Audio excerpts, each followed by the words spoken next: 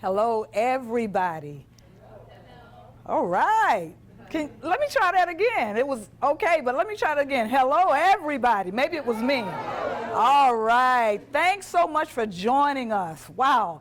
It has been an incredible, incredible day. Can I see your hand if you know someone with a mental illness? Well, I'm raising my hand because I have immediate family members with mental health conditions. Now, I know mental illness is a subject that many people would prefer to keep quiet about, but I'm not keeping quiet about it because of the very high price that my family paid for keeping quiet. My name is Cynthia Mobley Howell, and I'm a speaker, a best-selling author, and certified coach. I'm going to be sharing about how a mental illness affected all my siblings. You see, I grew up in a home with 3 siblings where I was the youngest, the only girl, daddy's girl. I was the rose in the garden, yes. Now, like any other family, we had our fair share of good times and bad times. But the bad times started outweighing the good times when one by one, all my brothers started showing signs of a mental illness. Now, the National Alliance on Mental Illness shares this list of common signs of mental health conditions, and I'll name just a few of these unusual behaviors. Confused thinking, avoiding friends and social activities, difficulties understanding and or relating to other people, strong feelings of irritation or anger. Have you noticed any of these signs in anyone you know? Well, we first noticed signs in my youngest brother while during his high school years. One day in the school cafeteria, he viciously attacked another student with a handful of forks. Now, this big husky football player, because my brother had cut the line in front of him, just took my little skinny brother by his shoulders and moved him right out the line. And that ticked my brother off. And he thought he needed to defend his honor. But would you agree with me that viciously attacking this guy with a handful of forks was unusual behavior? Over time, there were numerous incidents where my brother posed dangerous threats to others in the community. He ended up in the local mental health unit and was diagnosed with schizophrenia. Then my middle brother visited relatives in Miami and had only been there a short time when my aunt called my mama and said he needed to come home immediately because he was acting strange. When he got back home, we saw exactly what my aunt had been talking about. As a matter of fact, he was acting more than strange. Now, he left home looking like he'd stepped off the cover of GQ magazine, and that was normal for him, but he came back looking like he'd been sleeping on the streets of Miami. He would sit glued to one spot for hours, chain smoking cigarettes all day, and just staring into space. Unusual behavior, wouldn't you say? Well, he may have left part of his mind in Miami, but he sure didn't leave any of his appetite. What hadn't changed was that joker was still eating us out of house and home as he always had. Well, we never found out what happened to my brother while he was in Miami. Now, there's a saying that lightning doesn't strike twice in the same place, but I beg to differ because in my family, it struck 3 times. You see, my oldest brother became acutely ill with a bleeding ulcer, refused to get the necessary surgery that he needed to correct the problem, and chose to just suffer in silence, becoming extremely depressed. One day he just snapped and was threatening to hit my mama, his mama too, with a 2x4.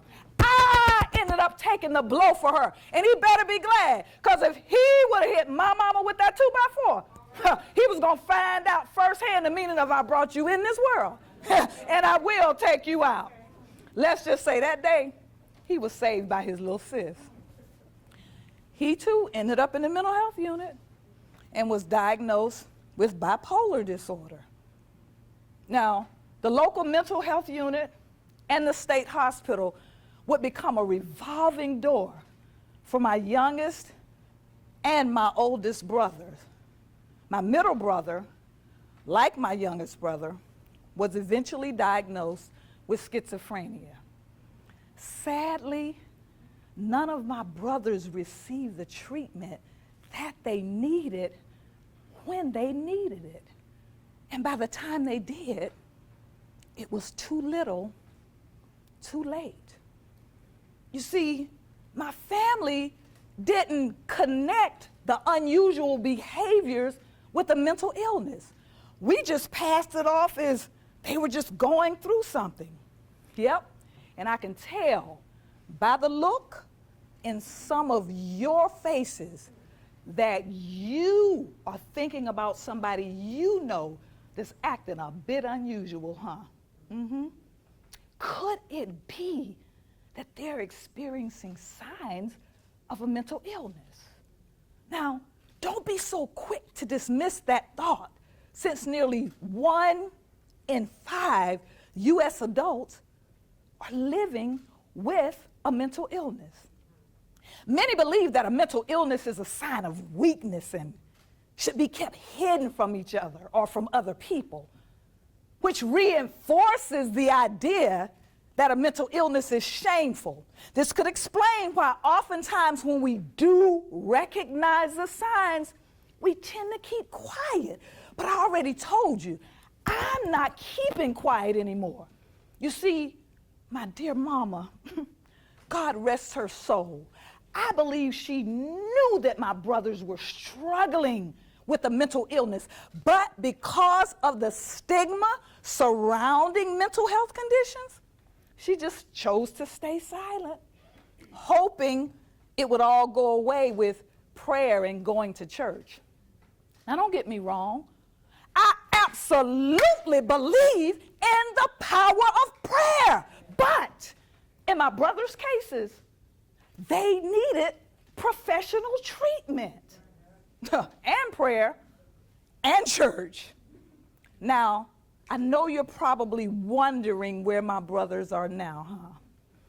Well, my oldest brother just got tired of struggling with the effects of a mental illness, so he decided at age 32 to just end his life. My middle brother hasn't been seen in over 20 years. It's like he just vanished into thin air. And my youngest brother has spent the past 33 years in a mental health facility. That's probably going to be his home until his dying day. Now, my painful and traumatic experience surrounding sibling mental illness mandates me to speak up and speak out about it. Because if I can prevent just one family from experiencing what my family experienced, I would consider that a huge win. A huge win. So can I share just 3 simple but powerful tips with you that I know will be helpful if you find yourself in the same situation as my family? And to help you remember these tips, I'm going to use the acronym IDA. That's I-D-A. Number 1, you want to identify when someone's behavior is unusual. And once you identify that unusual behavior, number 2, don't deny it. Don't deny what you're observing. It's real. And third and finally, act. you want to act quickly to get them the help they need, because the sooner treatment begins, the better chance they have of living an ordinary, productive, and fulfilling life. Let me conclude with this quote by Glenn Close, and I quote, "What mental health needs is more sunlight, more candor, and more unashamed conversation," end quote. My name is Cynthia Mobley Howell, and I'm not keeping quiet anymore.